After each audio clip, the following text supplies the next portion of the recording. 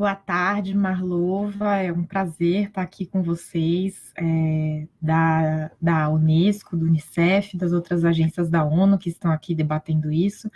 E cumprimento, então, a você, em nome dos demais parceiros que estão aqui na nossa mesa, nesse debate sobre os desafios, né, da pandemia.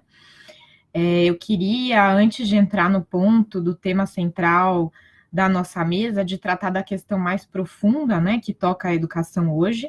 Então, no dia 24 de junho passado, então faz poucas semanas, foi o aniversário de 7 anos do Plano Nacional de Educação, e tivemos uma audiência pública na Comissão de Educação da Câmara dos Deputados, em que trouxemos, né, nós da Campanha Nacional pelo Direito à Educação, o balanço das metas, estratégias do Plano Nacional de Educação, e mostramos que menos de 15% dos dispositivos das metas do plano serão cumpridos no prazo, ou seja, até 2024, daqui a 3 anos, caso continuemos nessa mesma toada, né, de descumprimento que o Plano Nacional de Educação vem sofrendo.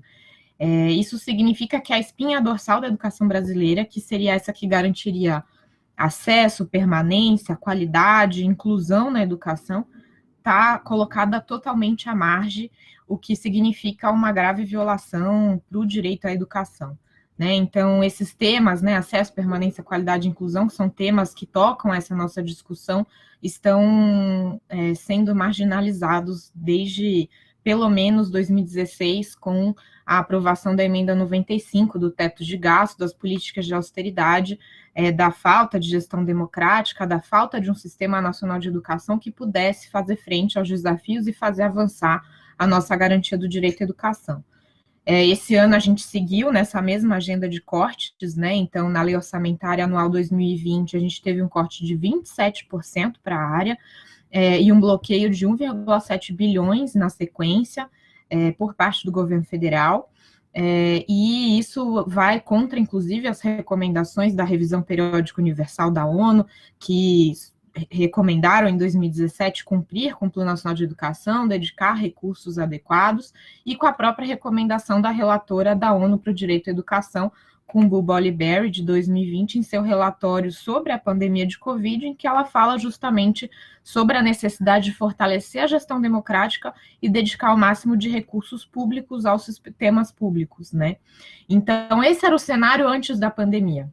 E a pandemia vem em 2020 para agravar essa situação, né? E aí o professor Luiz Miguel descreveu muito bem a situação de falta de acesso à internet, de dispositivos, de alimentação escolar, de condições para as famílias, de condições das escolas, né? E vale também lembrar da falta de políticas construídas justamente com as comunidades escolares, né? Então, falta financiamento em educação, saúde, assistência. A gente concorda muito com as dimensões que precisam ser olhadas para enfrentamento da pandemia, como colocou o professor Luiz Miguel, né? Organização curricular, infraestrutura, questões pedagógicas. Então, eu não vou me debruçar nesse debate, já que ele já colocou muito bem. O que eu queria ressaltar dos desafios para essa reabertura é que a escola não é uma bolha na nossa sociedade. A reabertura, então, não pode ser considerada uma espécie de panaceia, né, para a resolução de problemas que são estruturais, que já vêm de antes da pandemia e se agravaram nesse momento, que são intersetoriais, como a própria Marlova mencionou, né, nessa última comentário, e que são mais profundos, né? Senão a gente corre o risco de agravar os problemas em vez de solucioná-los, né? É importante que a gente, aqui, né, nesse ambiente de tomadores de decisão, dos órgãos da ONU e da sociedade civil, a gente não naturalize, né, a violação de direitos de todo tipo e que a gente sempre lembre nas políticas que os direitos humanos não são concorrentes e que a gente não pode deixar ninguém para trás, como traz a Agenda dos Objetivos de Desenvolvimento Sustentável. Então, a Campanha Nacional pelo Direito à Educação, desde o começo da pandemia, tem colocado que a gente precisa tomar decisões pautadas na ciência, né? Então, por exemplo, a Fiocruz, no dia 25 de junho, agora, né, junto com esse aniversário do plano, mostrou num boletim que a taxa de óbitos por milhão de habitantes no Brasil é hoje de 4,7 vezes maior que a taxa global, e que o resultado brasileiro foi o pior dentre o grupo de países grandes em termos populacionais. Outro dado que é relevante é um artigo publicado na revista de renome internacional The Lancet em março desse ano, que mostrou que a reabertura das escolas sem mitigação robusta dos riscos da Covid-19 aceleraria a pandemia. Isso tem sido registrado em vários locais do mundo. Com essas novas variantes, como a variante Delta, existe uma preocupação ainda maior, e países desenvolvidos e que têm uma vacinação bastante aprofundada, como, por exemplo, Israel, está discutindo restringir novamente a circulação, né, e fechar alguns espaços justamente por conta dessas novas variantes. Esse dado é de uma notícia da semana passada, né, e a gente tem recomendações da Fiocruz que precisam ser levadas em conta para essa reabertura segura das escolas, né, que passam por baixa taxa de contágio e óbito, disponibilidade de leitos, de UTI, leitos clínicos, testagem, rastreio, isolamento, que é algo que não estamos fazendo no Brasil, né, que é uma das principais políticas centrais para que a gente possa combater esse contágio da pandemia. Condições nas escolas, como PFF2, distanciamento, ventilação, que é um caso grave, como o professor Luiz Miguel mostrou dos dados das escolas do Brasil, e as matrículas com condições mais desfavoráveis no Brasil correspondem a 60% da matrícula em educação básica em estados e municípios, mostrando, né, a dificuldade de infraestrutura que a gente ainda tem. Então, sem garantir uma colaboração federativa e sem garantir obras de infraestrutura, a gente não vai conseguir garantir as condições necessárias, né? E aí, da perspectiva pedagógica, a situação, que é o que a gente ouve das comunidades escolares, dos educadores, dos estudantes todos os dias, é que educação se faz com medo, como aprender sem condições.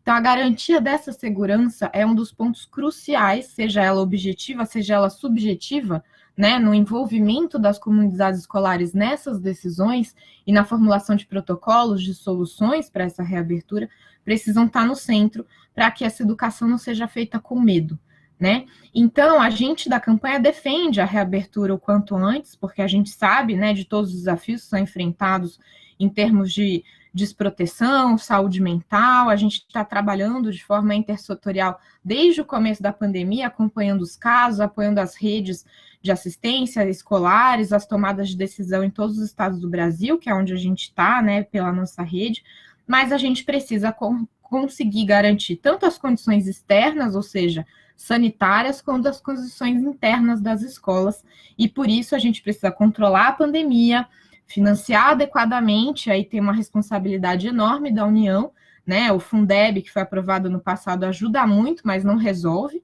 né? E a gente precisa ainda avançar na regulamentação desse fundo do Sistema Nacional de Educação, e como o professor Luiz Miguel falou, garantir essa coordenação federativa entre estados e municípios. Então, para concluir, né, eu queria lembrar a frase célebre do segundo secretário-geral das Nações Unidas, Dag Hammarskjöld, que falou que a ONU não foi criada para levar as pessoas ao paraíso, mas para salvar a humanidade do inferno. Então, é muito importante esse debate aqui, o papel do Unicef de defender não só o sistema de proteção de direitos integral da criança, como também o direito à educação e à vida, tendo esse discernimento, né, sobre as diversidades entre os contextos de cada país em que está inserido, enfrentando as realidades, como o caso do Brasil, que está uma das situações piores, que precisa ser olhado encarando esses fatos. A Unesco, né, que tem sua agenda de educação e ciência, e nunca foi tão importante ressaltar o papel da ciência na colaboração para a garantia dos direitos, né, e como faz a Fiocruz também, né, garantir políticas baseadas em ciência e garantidoras de direito, como direito à educação.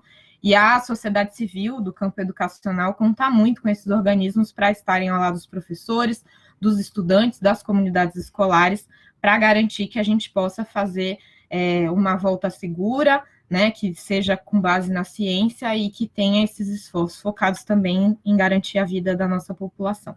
Era essa a nossa contribuição. Muito obrigada, Marluva, por esse espaço e por esse diálogo aqui. Muito obrigada, Andressa. As contribuições da campanha pelo direito à educação são muito importantes. Acho que nós realmente precisamos, mais do que nunca, ouvir a ciência. Acho que a ciência e a colaboração, a cooperação internacional mostraram como foi possível rapidamente se chegar nas vacinas, que agora estão anunciando para todos nós um horizonte mais seguro, inclusive para a reabertura das escolas.